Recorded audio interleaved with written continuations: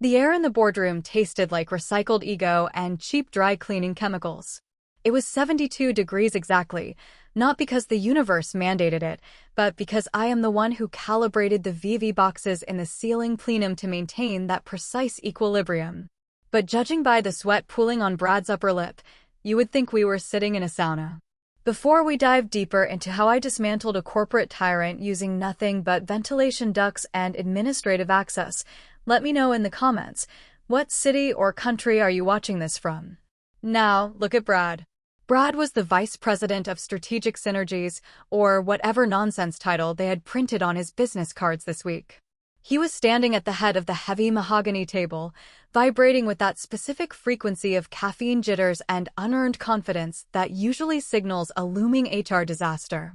I was standing near the door, essentially invisible, checking the load balance on the South Wing's electrical grid on my tablet.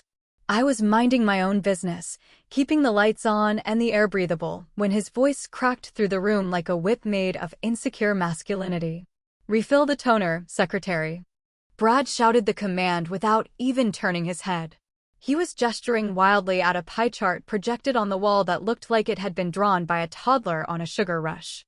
He didn't pause for breath before adding, "And fetch me water. Sparkling. Not the tap garbage." The room went quiet. It wasn't a peaceful silence. It was the kind of pressurized quiet you get right before a boiler blows a safety valve.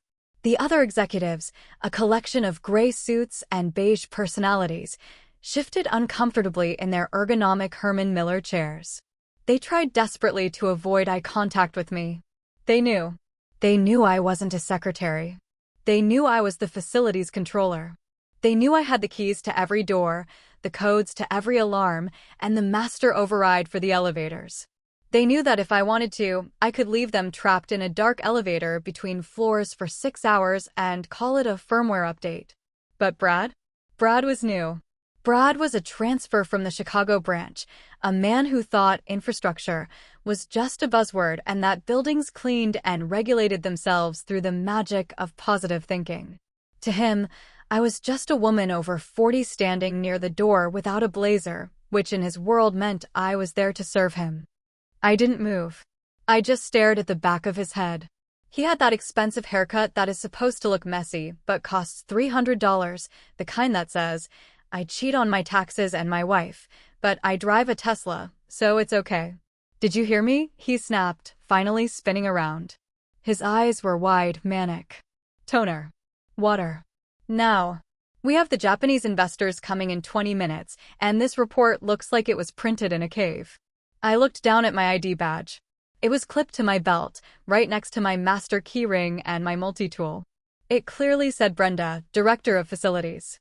But Brad didn't read badges. He only read status, and in his mind, I had none. "The printer is network managed, Brad," I said, my voice flat and devoid of emotion. "It is not out of toner. You are trying to print A3 documents onto letter-size paper. It is a formatting error. User error. Specifically, your error." He blinked. For a second, you could almost see the gears in his brain grinding. His mind tried to process the information, but it hit the firewall of his narcissism and bounced right off. He couldn't be wrong, therefore I must be insubordinate. "I don't care about the technicalities," he spat, waving his hand dismissively. "Just fix it. Get the water." God, do I have to do everything myself? I felt a muscle twitch under my left eye. This was the moment. This was the fork in the road.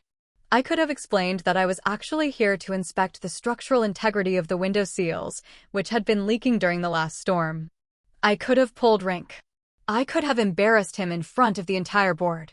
But then I looked at the chair he was guarding, the one at the head of the table, the power seat.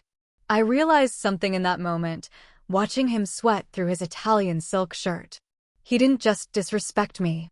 He didn't see me. I was part of the drywall to him. I was a fixture. And that gave me a terrifying advantage. In my line of work, the things you don't see are the things that kill you. Black mold, carbon monoxide, or a middle-aged woman with administrative access to the security mainframe. "Fine," I said. The word tasted like ash in my mouth, but I forced a smile that didn't reach my eyes. It was the smile of a waitress who just decided to spit in your soup. "I'll get your water, Brad." sparkling. I turned and walked out of the boardroom. The heavy glass door hissed shut behind me, sealing in the smell of his desperation. I didn't go to the break room immediately. I went to the janitor's closet down the hall. I didn't go there to get supplies. I went there to access the service panel hidden behind the mop sink. My heart was hammering a slow, heavy rhythm against my ribs. I wasn't angry anymore. Anger is a volatile fuel. It burns hot and fast, leaving you empty. I was past that. I was in the cold fusion stage of hatred. This building was my organism. I knew every creak in the floorboards, every rattle in the AC ducts, every vibration in the steel skeleton. I had spent 15 years keeping this glass and steel beast alive, nurturing it through power outages and blizzards. And this flea, this parasite in a tailored suit, thought he could bark orders at the immune system? I pulled out my tablet, the heavy-duty industrial one, not the flimsy iPads the sales team used to play Candy Crush. I brought up the floor schematics. The screen glowed with the blue lines of the building's nervous system. Room 404, Boardroom B, occupant, Brad Miller. I tapped the icon for the environmental controls. Current set point, 72 degrees. I looked at the sparkling water request in my mind. I looked at the timeline of the meeting with the Japanese investors. You want water, Brad? I whispered to the humming silence of the service closet. I'll give you a flood. But not today. No, today I would play the long game. I would let him sit in that chair. I would let him feel powerful because the higher you climb, the farther you fall. I was the one who controlled the gravity in this building. I tapped the screen and lowered the temperature in the boardroom by exactly 3 degrees. 69 degrees. It doesn't sound like much, does it? But in a high-stress environment, wearing a wool suit, sitting under fluorescent lights, 3 degrees is the difference between comfort and a subtle, gnawing anxiety. It was just enough to make his nipples hard and his confidence shrink, but not enough to trigger a system alarm. Subtlety is the key to psychological warfare. I walked back toward the break room to get his stupid water. As I poured the Perrier into a glass, I caught my reflection in the chrome of the refrigerator. I looked tired. I looked like a woman who had spent too much time fixing other people's messes. But there was something else in my eyes now, a spark. The pilot light had been relit. He wanted a secretary? Fine. I'd be the best damn secretary he ever had. I'd file everything. Every unauthorized entry, every late-night office visit, every expense report that smelled like tequila and bad decisions. I would document his entire existence until I had enough paper to bury him alive. I walked back into the boardroom, the glass of water cold in my hand. The room was already cooler. I could see the other executives buttoning their jackets. Brad was rubbing his arms, though he kept talking, his voice a little higher, a little more shrill. I set the glass down on a coaster in front of him. He ignored me completely, continuing to shout at his team about synergy and vertical integration. About time, he muttered, taking a sip without looking at me. You're welcome, I said softly. I looked at the empty chair at the far end of the table, my usual spot for facility updates. I didn't sit there. I stood against the back wall, merging with the shadows, becoming one with the building. Enjoy the sparkling water, Brad, I thought. It's the last clear thing you're going to see for a long time. Most people think a skyscraper sleeps. They think when the lights click off at 6 p.m. and the commuters flood the subway, the building just stands there dormant, waiting for the sunrise. That's because most people are idiots. A building never sleeps. It breathes. It gurgles. It digests. The AC handlers shift into night mode, pushing air through miles of galvanized steel. The elevators perform their self-diagnostic dances, moving up and down the shafts like ghosts. The data packets keep flowing through the fiber optic veins like cholesterol in a greasy artery. I was in the basement, 3 levels below the street, in the security command center. It smells different down here. It smells like ozone, stale coffee, and the specific electromagnetic hum of 1,000 hard drives spinning in unison. This was my church. And tonight, I was hearing confessions. You seeing this, Brenda? That was Mike, the night shift head of security. Mike was a former Marine who looked like a vending machine with a mustache. He was eating a ham sandwich that looked about as appetizing as a drywall sponge, his eyes locked on the wall of monitors. I see it, Mike, I said, leaning over his shoulder. On screen 4, a grainy black and white feed showed the executive elevator lobby on the 40th floor. The timestamp read 11:42 p.m., 3 nights ago. The elevator doors slid open, and out walked Brad. He wasn't alone. He was stumbling, his arm draped around a woman who definitely wasn't his wife. And she definitely didn't work here. She was wearing a dress that cost more than my car and looked like she was auditioning for a music video about bad life choices. That's the third time this week, Mike grunted, wiping mayo off his lip. Badge ID verifies it's him. But here's the kicker. Look whose badge she's using to get past the turnstiles. I squinted at the log scrolling on the left monitor. Guest access override, authorized by sysadmin. He's using the emergency admin override, I said, my voice dropping to a growl. That code is for fire marshals and bomb squads, not for sneaking in Tinder dates. It gets better, Mike said, clicking a mouse that looked like a toy in his massive hand. Check the server room logs. My stomach did a slow roll. The server room on the 40th floor wasn't just a closet with blinking lights. It housed the proprietary trading algorithms for 2 of our biggest tenants. It was a fortress, or it was supposed to be. The log showed an entry at 12:15 a.m. *access granted. B. Miller, *. Why is the VP of strategy going into the high-frequency trading server room at midnight? I asked, though I already had a sickening feeling I knew the answer. He wasn't trading. He wasn't smart enough to steal data. Switch to camera 40B, I ordered. Mike clicked, and the screen flickered. The interior of the server room appeared. It was dark, illuminated only by the blue LEDs of the racks. In the corner, where the heat exhaust vents create a warm draft, were 2 figures. Brad and his date. Oh, for the love of God, I groaned, pressing my palms into my eyes. He's using the server room as a Motel 6 because it's warm, Mike added helpfully. And because it's soundproof. The cooling fans drown out the noise. That creates a static discharge risk, I snapped, the technician in me more offended than the moralist. Synthetic fabrics, friction, sensitive electronics, 1 spark, Mike. 1 static spark, and he wipes out millions of dollars in transaction data. The man is a walking EMP device. I stared at the screen. The disrespect was astronomical. This wasn't just gross, it was negligent. It was a liability nightmare wrapped in a cheap suit. He was treating the nervous system of a billion-dollar asset like a backseat at a drive-in movie. Do I burn him? Mike asked, his finger hovering over the Save Clip button. No, I said, putting a hand on his shoulder. Not yet. If we report this now, he'll spin it. He'll say he was doing a late-night security audit, and the girl was a consultant. He's slippery. He's got the board wrapped around his finger because he promised them a 20% cost reduction by Q4. Cost reduction, Mike snorted. How? By firing the cleaning crew and making us lick the floors. By squeezing the tenants, I said, the pieces clicking together in my head. Bringing in unauthorized guests, risking the infrastructure, and probably charging the company for the Uber rides. But that's small potatoes. If he's this reckless with the physical security, imagine what he's doing with the contracts. I pulled my master tablet out of its holster.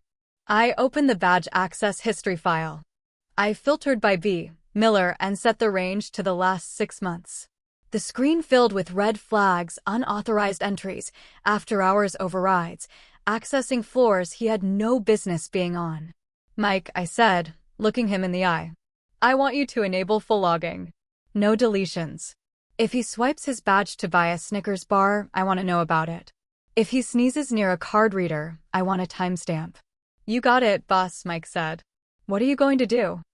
I'm going to let him hang himself, I said, watching the grainy image of Brad stumbling back into the elevator, his tie undone, looking like a triumphant rooster who just raided the hen house. But I'm going to supply the rope, the drop table, and the executioner. I walked over to the main server rack. The lights blinked in a soothing rhythm. Green, green, amber, green. That amber light bothered me. It was a warning, a pressure buildup.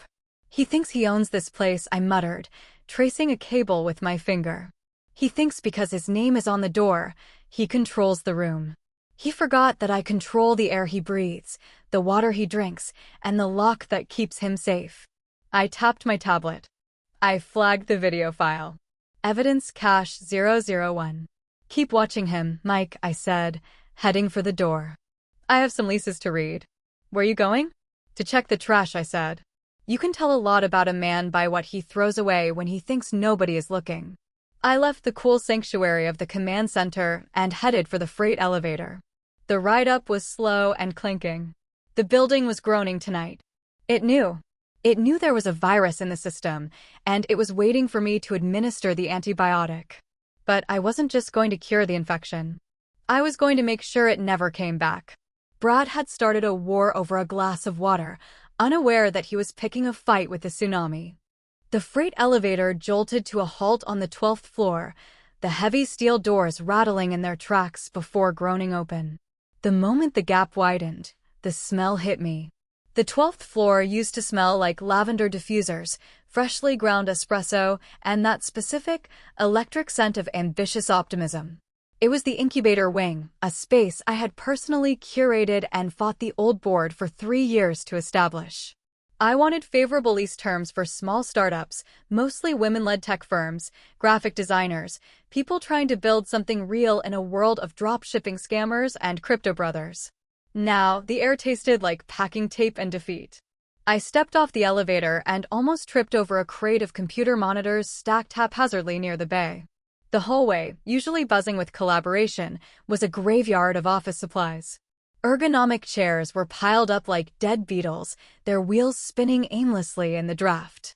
Whiteboards that used to be covered in colorful brainstorms about community outreach and sustainable growth were being wiped clean, leaving only ghostly gray smudges of their dreams. It was a massacre of morale, and the silence was heavy, broken only by the rip of adhesive tape and the shuffle of cardboard boxes.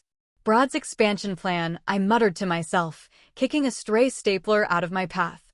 That's what he called it in the memos.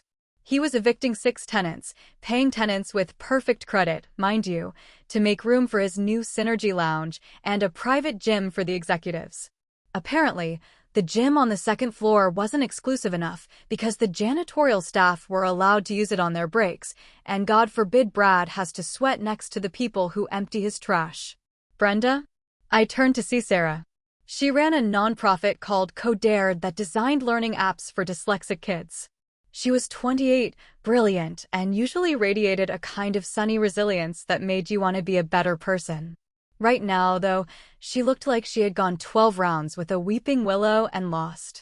She was holding a box of files, her knuckles white against the cardboard, her eyes red-rimmed and puffy. "Hey, Sarah," I said, my voice softening instantly. I dropped the gruff facility manager act. I saw the notice.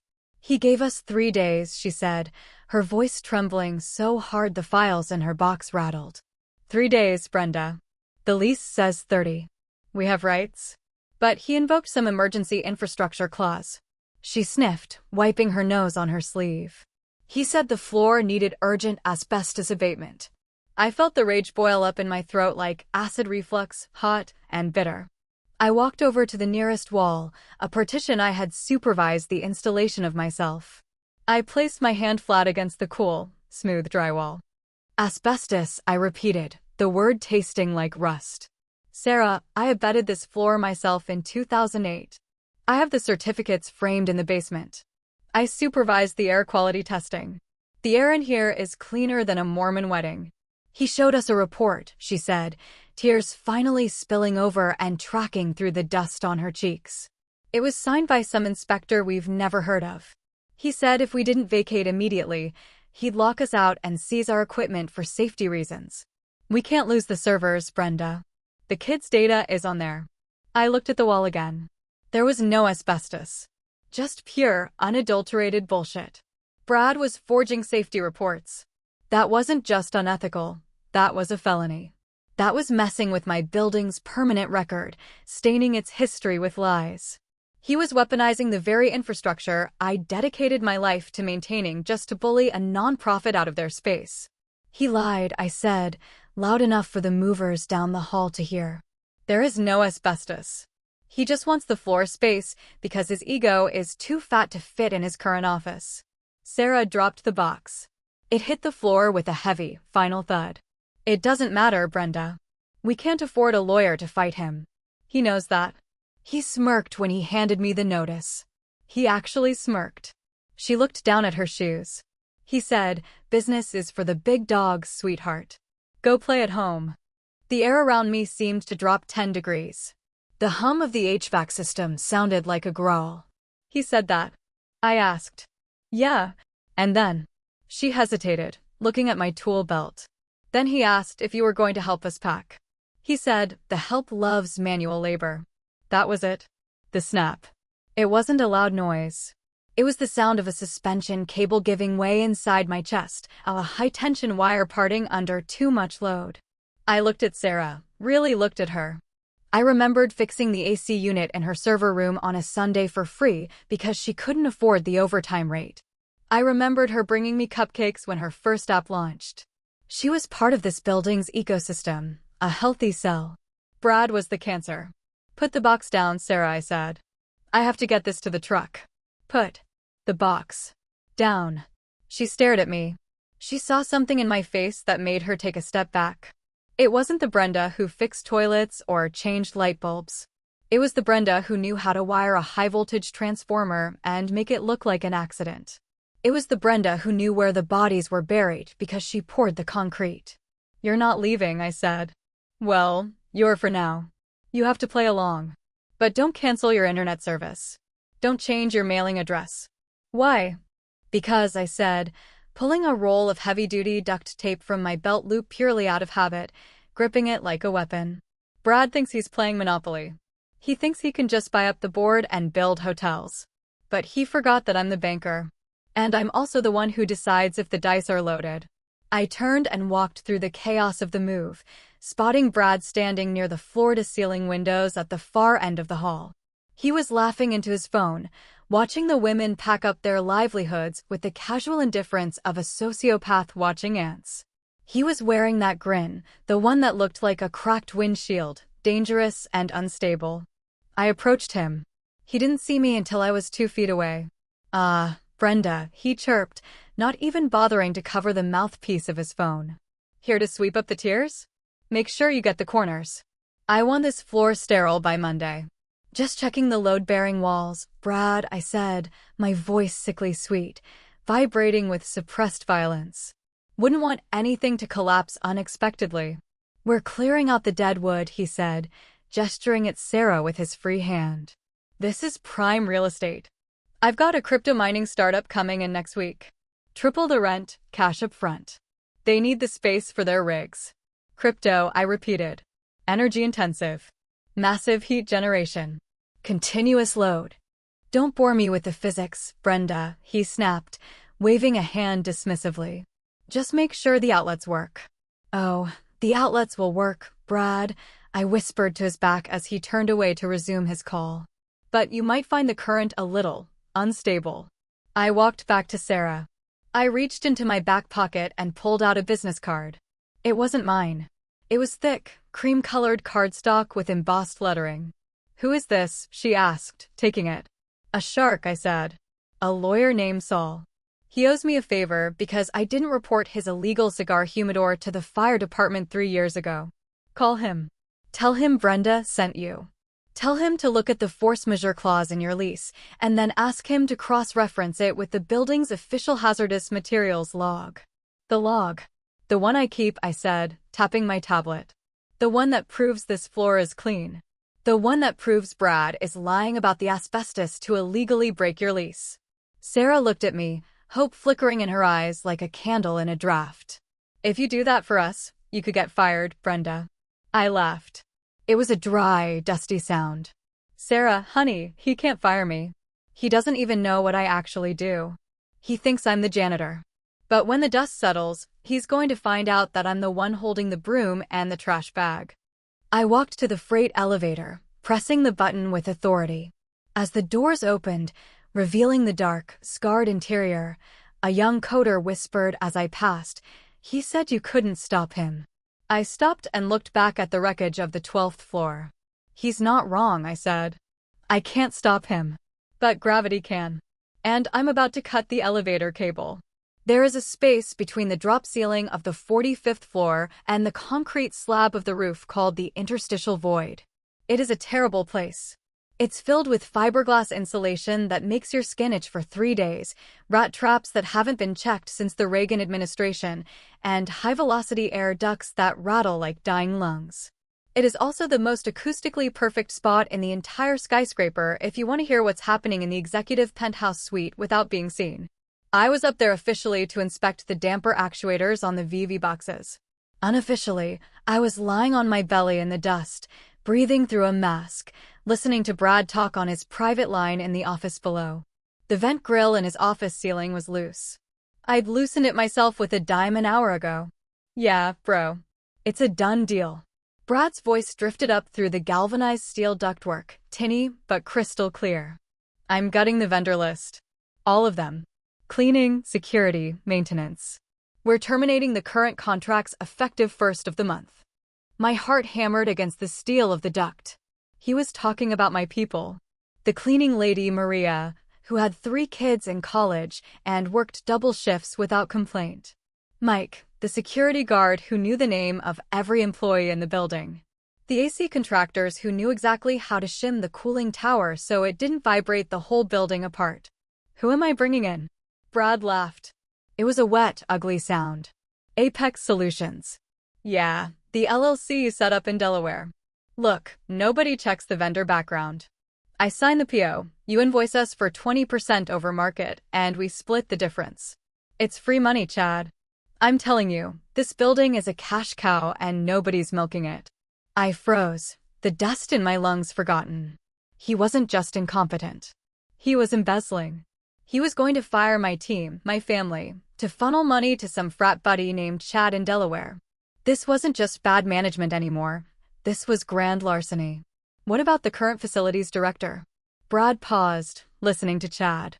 Who? Brenda? The gargoyle in the basement? Please. She's a glorified super. I'll demote her to night shift or just make her life so miserable she quits. She doesn't have the spine to fight back. She's just staff. She's just staff. I carefully, silently crawled backward out of the void. My knees scraped against the concrete runners, and my lungs burned with dust and rage. I didn't just have a smoking gun anymore.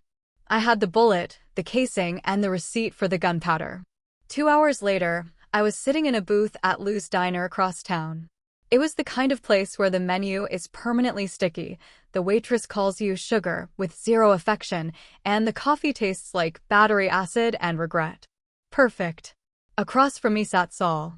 Saul was a lawyer who looked like a bullfrog stuffed into a suit that was 2 sizes too small. He was sweating, even though the diner was freezing. He was the shark I'd told Sarah about. So, Saul said, drowning a fry in a pool of ketchup. Let me get this straight. You want to buy the building? No, I said, sliding a thick manila envelope across the Formica table. I don't have the capital to buy the high-rise, Saul. I'm a facilities manager, not Elon Musk. I want to buy the contracts. Saul wiped grease off his chin and opened the envelope. He scanned the papers. Master Facilities Agreement, the one Brad is trying to terminate. Read the fine print on page 50, clause 12b, I said, taking a sip of the terrible coffee.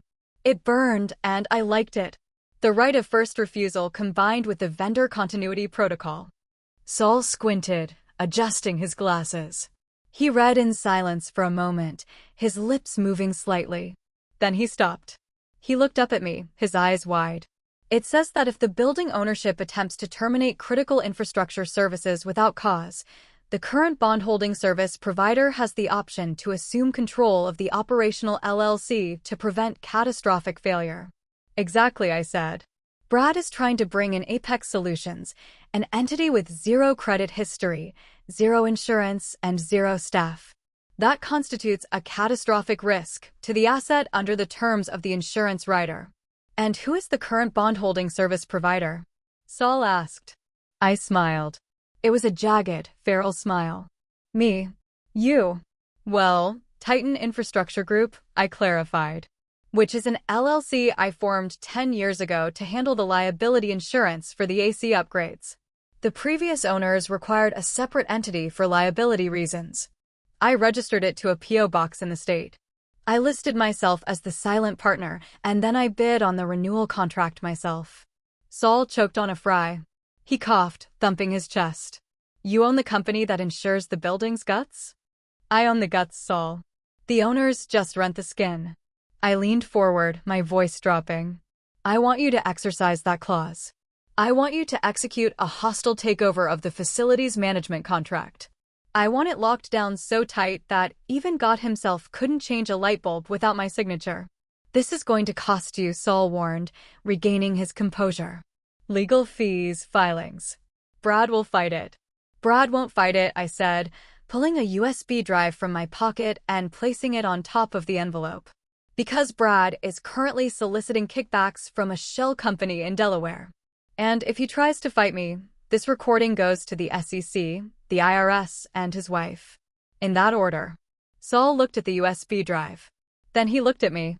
A slow, appreciative grin spread across his wide face.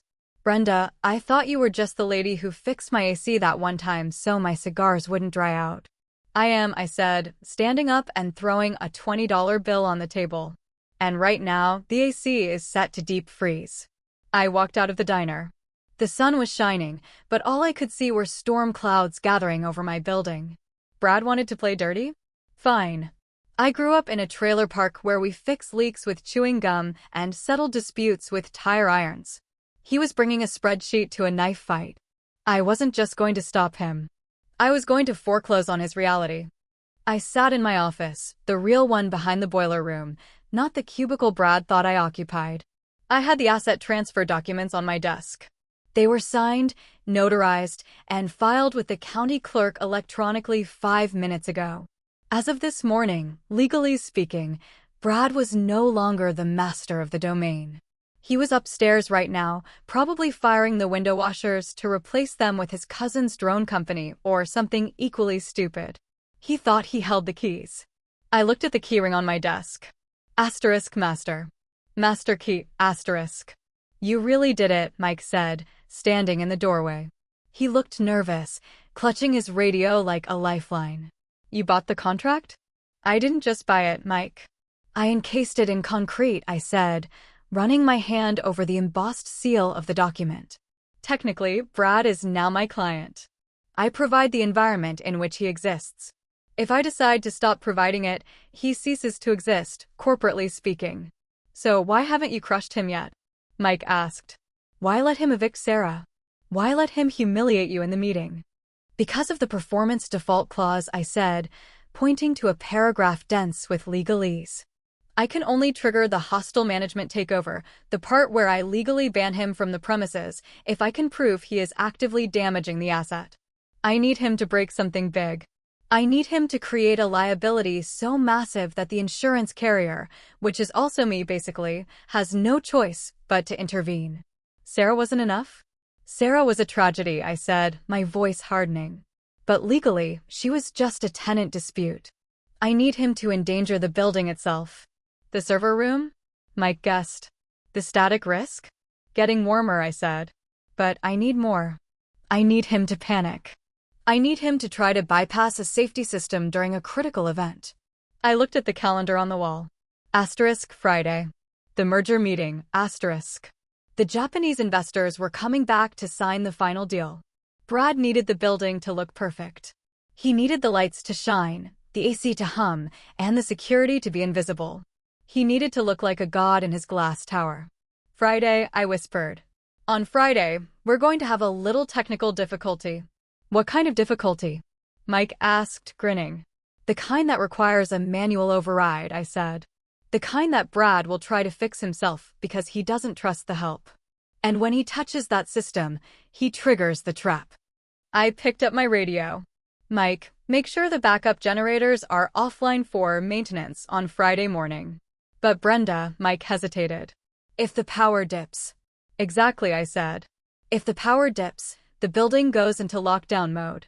And the only person with the code to lift it will be sitting in the janitor's closet, waiting for an apology. You're scary, boss. I'm not scary, Mike, I said, reaching for a cigarette, the one vice I allowed myself in this concrete bunker. I lit it, the flame reflecting in my eyes. I'm just compliant. Maliciously compliant. Thursday afternoon arrived with the heavy, suffocating pressure of a storm front moving in. The office hummed with a frantic, nervous energy. Junior analysts were sprinting between cubicles like headless chickens, their arms laden with collated binders that I knew nobody would ever actually read. The air smelled of burnt coffee and fear. I was stationed up on the 40th floor, perched high on a fiberglass ladder, changing a ballast in a flickering fluorescent light fixture. From up here, I was effectively invisible. People don't look up. It's a psychological blind spot. They see the gray jumpsuit, the tool belt, and the ladder, and their eyes just slide right off, treating me as part of the architecture. I was less than a person to them. I was just a function of the building, like a thermostat or a door hinge. I don't care what the data says, Kevin. Brad's voice shattered the low hum of the bullpen. I paused, my screwdriver hovering over the bracket. Below me, in the center of the open-plan office, Brad was looming over a desk. He was cornering a kid who couldn't have been more than 22. Kevin. I knew Kevin. Kevin was the type of kid who always held the elevator door and actually separated his recycling. But sir, Kevin stammered, his hands shaking as he held up a tablet. The occupancy sensor numbers for the prospectus are inflated. If we tell the investors the building is at 98% occupancy when it's actually at 60% because you evicted the 12th floor, that's fraud. The room went dead silent. The word hung in the air like a lead balloon. Fraud. Brad's face turned a shade of purple usually reserved for bruised plums or strangulation victims. The veins in his neck bulged against his collar. Are you a lawyer, Kevin? No, sir. I'm a data analyst. Then stop analyzing and start packing, Brad hissed, leaning in close enough to fog up the kid's glasses. You're fired. Get your crap and get out. Insubordination. And if I hear you breathe a word of this to anyone, I'll sue you for breach of NDA so fast your grandchildren will be paying my legal fees. Kevin looked like he'd been slapped. He stood there for a moment, mouth opening and closing, before he slowly started to gather his things into a cardboard box. From the top of my ladder, I felt a cold, metallic calm settle over me. It was the same feeling I got right before flipping a high-voltage breaker. Brad wasn't just cooking the books. He was destroying a kid's career to cover his tracks. I climbed down the ladder slowly, deliberately. I didn't say a word. I walked past Kevin's desk just as he was hoisting his box. As I passed, I didn't look at him, but I dropped a small, folded piece of paper directly into his box, right on top of his stapler. It wasn't a sympathy note. It was a QR code. A direct link to the whistleblower portal of the building's oversight committee, which, thanks to my corporate restructuring 6 months ago, routed directly to my personal encrypted email server. I walked straight to the elevator, hit the button for the basement, and didn't look back. Time. Mike asked the second I walked into the command center. He was standing by the monitors, arms crossed, looking ready for war. Now, I said, sliding into the chair at the main terminal. Initiate the incident report. I cracked my knuckles and began to type. It was time to write the document that would end him. Asterisk Incident Report Number 4004. Subject: Executive misconduct / infrastructure sabotage / fraudulent data manipulation. Asterisk Attached evidence. Audio logs of the eviction threats, ventilation video logs of the server room tryst, and badge access history proving unauthorized entry. Witness statement: Kevin versus Goliath. I didn't sign it with my name. I signed it, Titan Infrastructure Group, Oversight Division. Mike, I said, my voice steady as the upload bar completed. Prepare the lockout protocol. Code red. Mike looked at the screen, his eyes wide. You want to lock him out now? No, I said, leaning back. We wait for the meeting. We wait until he's sitting across from the Japanese investors. We wait until he tries to show them the state-of-the-art control systems. I pulled up the building's automation software and navigated to the profile for Boardroom B. I opened the command line and wrote a simple script, a logic bomb designed for one specific user. If user equals b underscore Miller attempt system underscore override, then execute total underscore shutdown underscore sequence. He wants to show them he's in control, I said, typing the code with furious precision. So, we're going to give him the controls. All of them. And we're going to watch them burn his fingers. I hit enter. The code compiled. The trap was set. What about Kevin? Mike asked. I already texted Saul, I said. Kevin is going to be our star witness. And once we own the operational lease fully, Kevin is going to be the new VP of strategy. Because unlike Brad, Kevin knows how to read a damn sensor. I looked at the screens around me, glowing with the lifeblood of the building. Sleep tight, Brad, I whispered. Tomorrow the building wakes up and she's cranky. Friday, 9 a.m. The boardroom was pristine. The air was crisp, filtered to perfection. The view of the city was million-dollar perfect. Brad was sweating like a sinner in church. The Japanese delegation sat on one side of the mahogany table. 3 men, 1 woman. Impeccable suits, terrifyingly quiet. They had the binders, the fake ones, open in front of them. Brad was performing, pacing back and forth, pointing at the screen using words like vertical integration and seamless operational synergy. As you can see, Brad boomed, his voice echoing slightly too loud for the acoustic damping of the room. I've optimized the tenant flow and reduced overhead by 30%. The building practically runs itself. I was standing in my usual spot by the door. But today, I wasn't wearing my gray jumpsuit. I was wearing a navy blazer, tailored, sharp. I had traded the tool belt for a tablet. Brad shot me a glare when I entered, noticing the clothes. Confusion flickered in his eyes for a microsecond, a glitch in his matrix, but he squashed it. His narcissism wouldn't allow him to process it.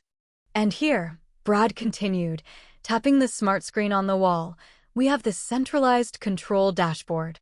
I can monitor every aspect of the facility from this room. He didn't know how to use the dashboard. He was just clicking on random icons that the IT guys had set up as a demo mode for him. Mr. Miller. The lead investor, Mr. Tanaka, spoke up. His voice was quiet, but it commanded instant, absolute silence. He didn't look at the screen. He looked at Brad. We have reviewed the occupancy data. There seem to be discrepancies regarding the 12th floor. Brad froze. Discrepancies? Impossible. Just a glitch in the reporting software. I assure you, the revenue stream is solid. And the infrastructure? Tanaka asked, his eyes narrowing. We understand there were rumors of asbestos? Brad laughed nervously. It was a wet, ugly sound. Competitor sabotage. Lies. This building is pristine. In fact, he turned to me, the reflex kicking in. When in doubt, abuse the help. Brenda. Coffee for our guests. And make it quick. We have serious business to discuss. The room went deadly quiet. Tanaka looked at me, then back at Brad. In Japan, you don't treat senior staff like servants. But Brad didn't know that. Brad didn't know anything. I didn't move toward the coffee machine. I stood perfectly still. Did you hear me? Brad snapped, his veneer of control cracking, revealing the panic underneath. Coffee. I took one step forward. My heels clicked on the marble floor. A sharp, deliberate sound that echoed like a gunshot. No, I said. Brad's jaw dropped. Excuse me? No, Brad. I looked at him, calm, cold, and utterly terrifying. I'm not getting the coffee. You're fired. He screamed, spit flying. Get out. Security. Get security in here. Excellent idea, I said. I pulled my radio from my blazer pocket. Mike, you're up. The double doors swung open. But it wasn't just Mike. It was Mike, 2 uniformed officers, and Saul, my lawyer who looked like a bullfrog but litigated like a great white shark. Brad looked at them, then at me. What is this? A mutiny. No, Brad, I said, walking slowly toward the head of the table. It's an eviction. I turned to Mr. Tanaka and bowed slightly. Mr. Tanaka, I apologize for the deception. The data you have is incorrect. The occupancy is 60%. The 12th floor was illegally cleared, and the man standing before you has been falsifying safety reports for 3 months. She's lying. Brad shrieked, backing away until he hit the whiteboard. She's a disgruntled janitor. She's crazy. Mr. Miller, I said, my voice cutting through his panic like a laser through silk. Please sit down. You're in my chair. The silence in the room was heavy enough to crush a diamond. Brad stared at me. He looked like a man trying to read a map in a language he didn't speak. Your chair, he sputtered. A vein in his forehead was throbbing dangerously. I didn't answer. I just walked past him. I could smell his fear. It smelled like sour deodorant and failure. I reached the head of the table. I placed my tablet down on the mahogany surface. It made a solid thud. Security. Remove her. Brad yelled at Mike. Mike folded his massive arms, looking like a statue of judgment. Sorry, sir. I take my orders from the building operator. That's me. Brad yelled. I am the vice president. I sign the checks. Actually, I said, tapping my tablet, you sign the requisition forms. I sign the checks. I swiped a finger across my screen. Instantaneously, the room changed. The lighting shifted from the harsh, cold fluorescent setting Brad preferred to a warm, amber glow, the specific setting I knew the investors preferred for negotiation. The blinds on the south window automatically lowered to cut the glare hitting Mr. Tanaka's face. The demo mode on the main screen vanished, replaced by a live, scrolling feed of the building's actual diagnostics. Red lines, error codes, unauthorized access warnings, all tagged with user B. Miller. What are you doing? Brad whispered. I'm running a diagnostic, I said, demonstrating the seamless operational synergy you were bragging about. I tapped another icon. The projector displayed the video feed from the server room. The black and white footage of Brad and his consultant amidst the blinking lights. The room gasped. It wasn't explicit, but it was damning. The timestamp, the location, the open server rack. That's a deep fake, Brad stammered, backing away. And this. I swiped again. The screen showed the email thread between Brad and Apex Solutions. The kickback scheme, the dollar amounts, the plan to fire the cleaning staff. That's private correspondence. Brad yelled. It was sent on the building's network, I said, finally taking the seat. I sat down slowly, deliberately. The leather creaked. It felt right.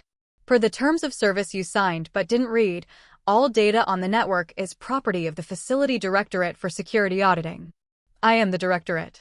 I looked up at him. He was standing, trembling, stripped of his power, his title, and his dignity. You wanted to know why the AC wasn't working, Brad? I asked conversationally. Because you were trying to run a complex ecosystem like a lemonade stand. You treated the building like a piggy bank and the people like trash. And the thing about trash, Brad, eventually, someone has to take it out. Mr. Tanaka closed his binder. He looked at Brad with absolute disgust, then turned to me. Miss Brenda, I said. Brenda Vance. Owner of Titan Infrastructure. And as of this morning, sole lien holder on the building's operational capacity. Miss Vance, Tanaka nodded, a hint of respect in his eyes. We should talk. We will, I said. But first, we have some housekeeping to do. Ma'am, are we ready to lock up? Mike asked, his voice booming in the quiet room. I looked at Brad. He was deflated.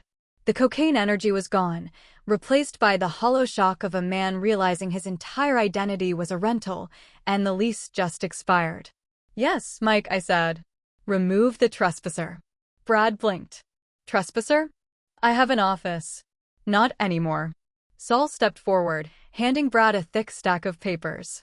This is a cease and desist, a notice of termination for cause, and a restraining order barring you from entering any property managed by Titan Infrastructure. Which, unfortunately for you, includes this building, the parking garage, and the coffee shop in the lobby. You can't do this, Brad whispered. I'm the VP. You were the VP, I corrected. Now, you're a liability. Your badge has been deactivated. Your login is wiped. Your car has been towed from the executive spot because technically, you don't work here anymore. Brad looked at the Japanese investors, pleading with his eyes. They didn't even look at him. They were looking at me. Get him out, I said. Mike and the officers stepped forward. They didn't drag him. That would have been too dramatic. They just escorted him. They flanked him like a prisoner of war. Brad walked out, his shoulders slumped, his fancy suit looking suddenly too big for him. The heavy door clicked shut. The silence was beautiful. "So," Mr. Tanaka said, breaking the spell, "you control the facility?" "Every bolt," I said. "And I can assure you, the 12th floor will be restored to its original tenants by Monday. The occupancy data you saw was falsified. We are at 98% capacity with the rightful tenants, and the asbestos is non-existent. I'll send you the real logs." The meeting ended an hour later. The deal was signed, not with Brad's shell company, but with a direct oversight clause that gave me veto power over infrastructure changes. I walked out of the boardroom. The office was quiet. Word travels fast in a skyscraper. The junior analysts were staring at me. Not through me, asterisk at asterisk me. I walked to the elevator and went down to the lobby. The sun was setting, painting the city in gold and violet. I saw Sarah standing outside with a box, looking confused. "Sarah," I called out. She turned. "Brenda?" I got a call from a lawyer named Saul. He said we can go back up." "You can go back up," I said, smiling for the first time in weeks. "And rent is frozen for the next 2 years. Infrastructure apology." She dropped the box and hugged me. It was a real hug, fierce and grateful. "Thank you." "How did you do it?" "I just fixed the leak," I said. I walked back inside. The lobby was empty. The lights were dimming for night mode. I pulled out my tablet and tapped the screen. The lights flickered in a wave, floor by floor, a cascading salute from the building to its master. I wasn't just the secretary. I was the ghost in the machine. And for the first time in months, the machine was running smooth. I walked toward the janitor's closet to put my tools away. I had a bottle of whiskey hidden behind the bleach. Turns out, I muttered to the empty hallway, channeling my inner grumpy Ohioan as I poured a splash into a plastic cup. Revenge is a dish best served cold. Preferably at 68 degrees, with 40% humidity. I took a sip. It burned, but in a good way. "We're all healed," I whispered to the walls. And that's the story. Take care of yourselves out there. The world's unpredictable enough without bad plumbing,